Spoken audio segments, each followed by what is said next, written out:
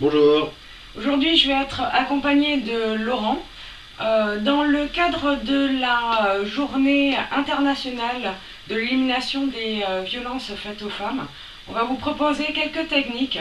Je vais m'appuyer surtout sur l'expérience de Laurent, qui est instructeur en Krav Maga, pour pouvoir vous présenter quelques techniques de Krav Maga et de self-défense.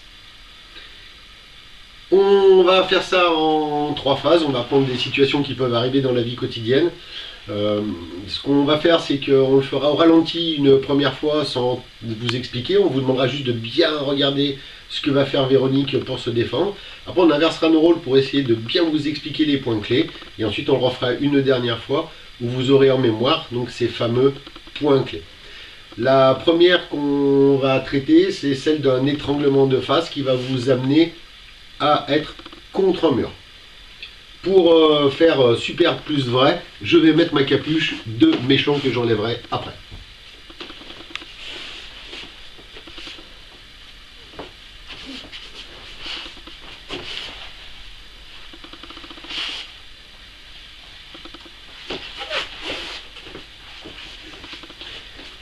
Hop, je redeviens le gentil.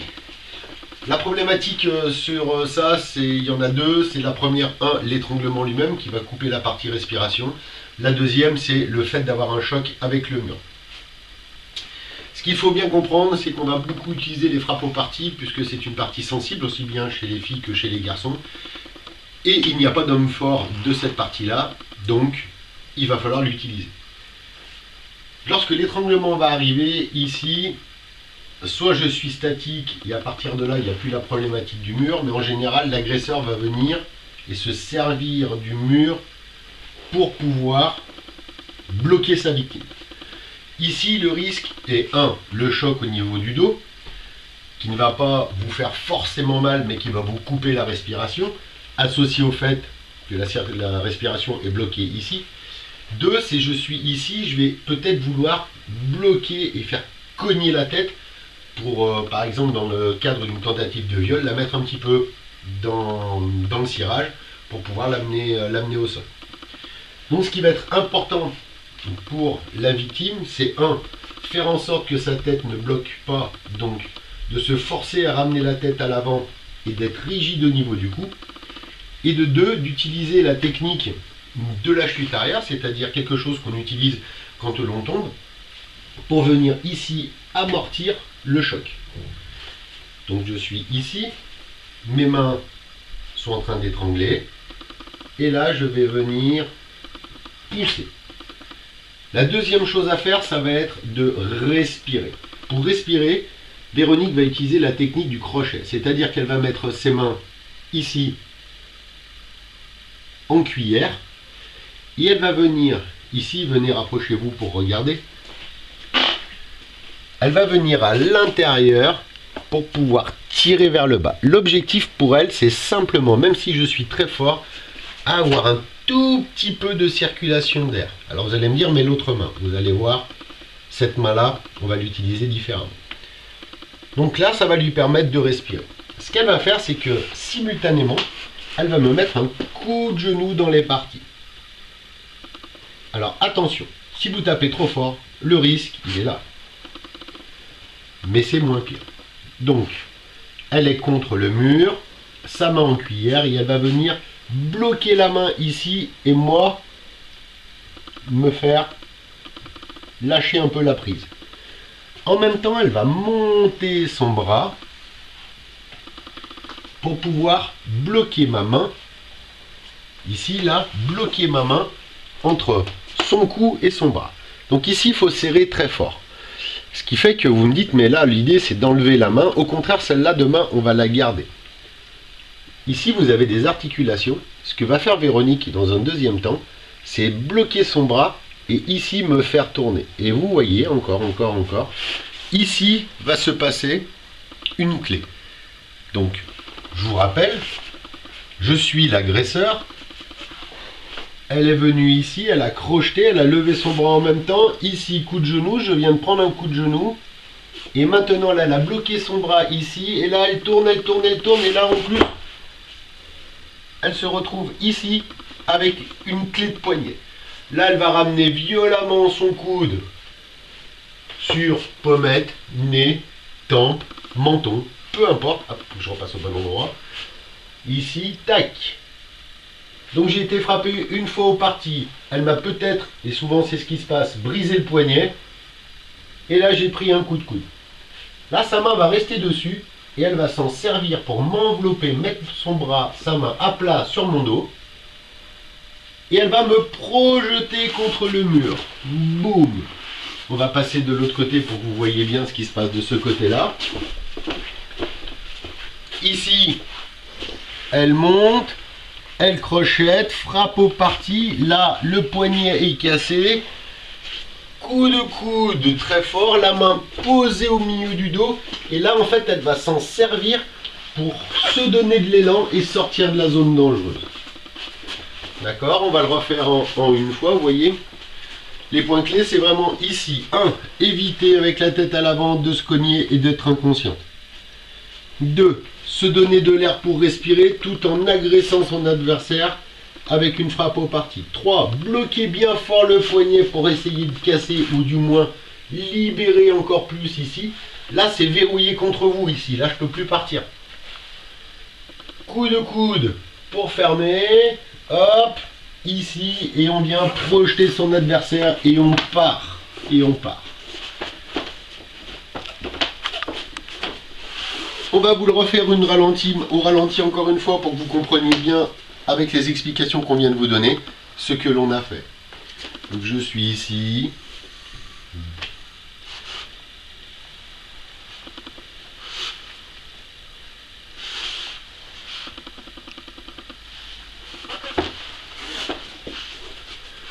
Donc en cas d'agression, ben voilà une des techniques que vous pouvez utiliser. Il y en a plein d'autres, mais celle-ci sera assez intéressante à utiliser, surtout quand vous êtes collé contre un mur.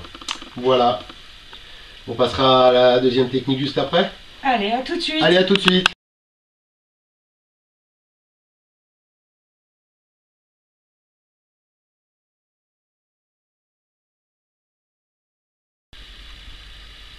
Une deuxième technique.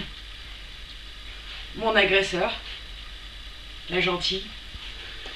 Donc ce que l'on va faire, c'est une méthode qui est utilisée. Alors du coup, j'ai gardé déjà c'est les cheveux, la prise de cheveux. Donc la prise de cheveux aura deux effets. Un, je prends ma victime pour pouvoir la tirer. Dans certains cas, les agresseurs vont utiliser ça pour un effet psychologique, d'accord ?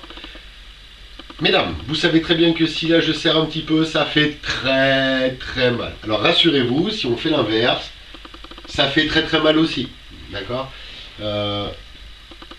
En général, un agresseur n'attaque pas une femme chauve. Ou moins souvent.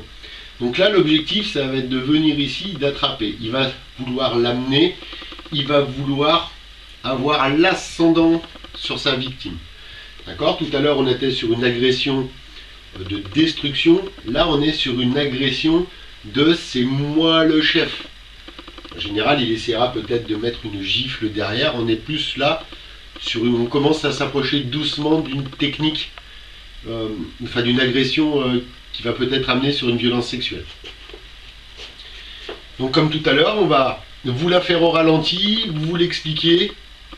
Et comme je suis le méchant, je mets la cagoule.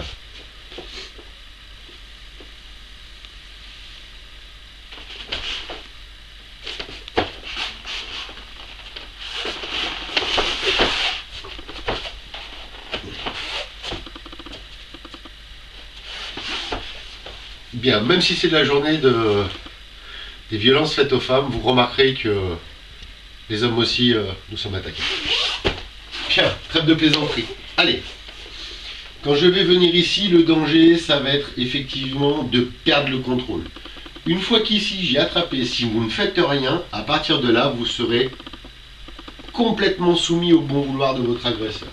Donc l'objectif, ça va être déjà, de bloquer cette attaque. Pour ça, vous allez venir serrer les mains l'une sur l'autre et venir écraser la main de l'agresseur sur la tête pour bloquer sa main, c'est-à-dire qu'à partir de maintenant là, il y a moins la soumission. Pourquoi? C'est-à-dire que même là, si je suis, que j'ai une grosse différence de force, ici vous subirez moins, vous serez plus totalement soumise. En même temps de cette défense, vous allez reculer. L'objectif ici, c'est comme vous avez serré la main, vous avez vu, un peu comme sur la première technique, ici le poignet est déjà cassé. Quand elle va descendre, comme elle me tient la main, ben moi je descends. Là c'est physiologique. Alors, il y a des gens qui seront toujours trop souples des poignets, mais quelqu'un normalement constitué, ici ça va descendre, hop, ici je suis obligé de descendre, parce que je ne peux pas. Alors même si j'essayais de la ramener, comme je suis surpris, je descends. Là, comme tout à l'heure, frappe au parti. Là, de toute façon, la frappe au parti, surtout qu'en général, je suis persuadé de l'avoir le dessus. Donc là, je suis surpris, je me suis stabilisé, mes parties génitales sont bien ouvertes, et là, en général, ça commence à aller beaucoup moins bien pour moi. Elle va continuer, Véronique, à reculer sans trop baisser la tête pour pouvoir m'amener ce poignet, me plier ce poignet. Donc elle va continuer à reculer, et là, regardez, le poignet, il est là, je suis en hyper extension. Ici, elle frappe soit avec le pied si elle est trop loin, si elle est plus proche, ici, coup de genou, et en général, tout va bien se passer.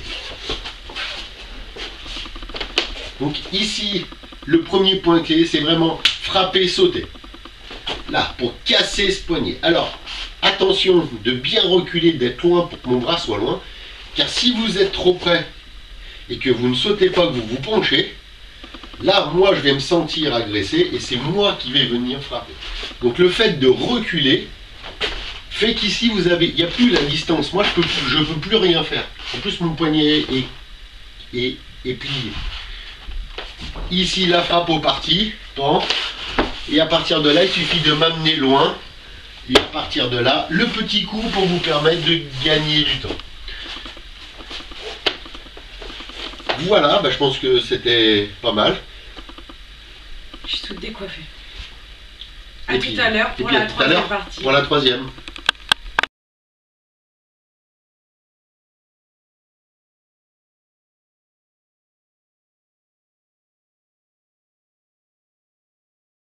Troisième partie, troisième technique. La technique du lourdeau. Alors vous avez tous rencontré ça. Sortie de boîte, fin de soirée, celui qui va venir par derrière, qui va venir comme ça, qui peut avoir des gestes un petit peu malencontreux, voire même dans certains cas, suivant ce qu'il veut faire, avoir des gestes déplacés. Donc l'idée, c'est avant que ça dégénère, de se sortir de cette situation qui peut être très vite à votre désavantage. Comme tout à l'heure, on va vous le faire une fois au ralenti avant les explications. Après, on vous explique les points clés. Ma capuche. Ma capuche de méchant.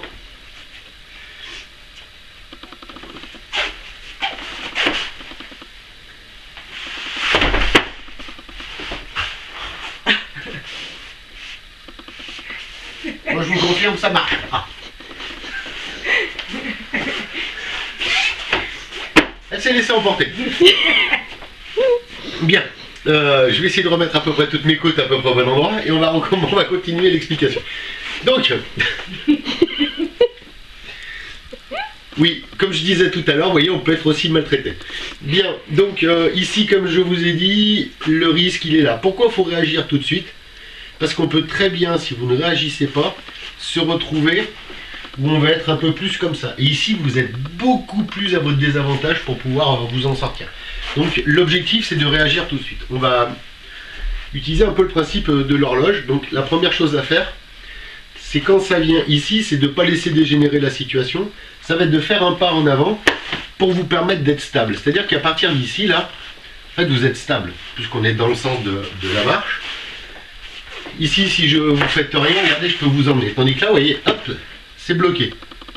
Alors, il va falloir réagir tout de suite après, parce qu'il va sentir qu'il y a une résistance, et s'il y a résistance, ça peut être pire. Donc je viens ici, je viens, hop, ici, stabilisation, donc c'est bien le bassin qui descend, d'accord? Et là, vous avez vu, elle a mis une main devant, une main derrière. L'objectif, ça va être de faire un mouvement, alors d'hélice, d'hélicoptère, peu importe, pour lui permettre d'avoir une main devant et une main qui va venir passer entre sa tête et ma tête. La première main ici va venir frapper, donc la main est molle, totalement molle, et on va venir mettre une claque sur les parties. On va passer bien par-dessous. On a souvent tendance à vouloir passer devant. En fait, la partie douloureuse chez les garçons, c'est dessous. C'est simplement les bourses. Donc en fait, elle va venir ici mettre une claque forte sur les parties. Donc on ne vient pas attraper, hein, on ne vient pas arracher. On vient simplement frapper avec le mouvement de la main. Simultanément, pendant que ce mouvement se fait, ici sa main va passer entre ces deux têtes. Ça va lui permettre, si moi je voulais lui mettre un coup de tête, parce que je me sens agressé, et que je décide de passer à l'étape supérieure, d'être protégé. Et 2, elle va venir ici, m'amener au sol. Pour m'amener au sol, il faut imaginer que le visage, c'est une visière de casque de moto. Rapprochez-vous. Sa main est passée devant ici, d'accord? Et là, à partir de là, elle va pouvoir attraper un peu tout ce qui traîne. On peut attraper la barbe. On peut attraper avec ses doigts bien droits ici, attraper le dessous du nez. Ici, je passe ma main, j'arrive pas à attraper, hop, le pouce dans l'œil. On peut aussi avoir, si la bouche est grande ouverte, on peut ici avoir la commissure des lèvres. Dans certains cas, on peut avoir l'oreille. Et en fonction de ce qu'on a, on peut même attraper les cheveux. L'objectif ici, ça va être de ramener la partie de devant derrière. C'est-à-dire que si je me prends comme objectif son nez, l'objectif c'est de faire comme une visière et de l'amener derrière ses fesses. Donc c'est pas de l'amener là-bas, ça va être de l'amener vraiment vers le bas. Et vous avez vu, son corps se cambre et forcément on tombe. Alors le nez, l'œil, ce sont des endroits pareil qui sont très sensibles, et à partir de là, il n'y a pas d'homme fort du dessous du nez. Là, regardez. Alors ça peut être utilisé pour l'éducation des enfants, je plaisante. Et on est ici. D'accord? Donc l'objectif pour Véronique, quand elle va défendre, ça va être bien de passer ici et de venir attraper ce qu'elle peut. Donc si elle a mis sa main sur une grosse barbe bien fournie, ben, elle pourra utiliser là la barbe. Si ici en glissant elle chope le nez, et ben elle va le garder, ce nez. Si ça continue à glisser, qu'elle chauffe la commissure des lèvres, ça marche aussi. Si elle continue ici, qu'elle a chopé l'œil, donc le doigt s'enfonce dans l'œil, alors pas avec l'ongle, hein, mais ici avec l'œil, avec le doigt dans l'œil. Et là maintenant, elle va faire comme une visière. Non, vas-y. Comme une visière. Là, elle va appuyer fort et comme une visière, elle va bien me ramener ma tête au niveau des pieds. Et là, vous voyez, il n'y a pas de résistance possible. C'est vraiment comme l'ouverture d'une visière de casque. Soit vous partez, soit vous pouvez mettre un petit coup au passage, un peu comme tout à l'heure, parce que j'ai toujours mal. Donc là, l'idée c'est vraiment de sortir de la zone. Vous n'êtes pas obligé de faire un coup de pied de côté, hein. Vous pouvez ici mettre un grand coup de pied dans les côtes, comme tout à l'heure, ça marche très bien. Je vous le confirme parce que j'ai encore un peu mal. Donc voilà, le point clé c'est vraiment ici, là, de vous stabiliser, de venir chercher la frappe au parti et tout de suite de venir chercher quelque chose pour ramener. Et une fois que vous êtes ici, que je suis cambré, vous ramenez ma tête dans mon derrière. D'accord? Voilà. On en a terminé. On espère que ces petites techniques, vous n'aurez jamais à les utiliser, mais comme ça, vous les avez. Quoi qu'il en soit, le club et l'association sont contre les violences faites aux femmes. Donc...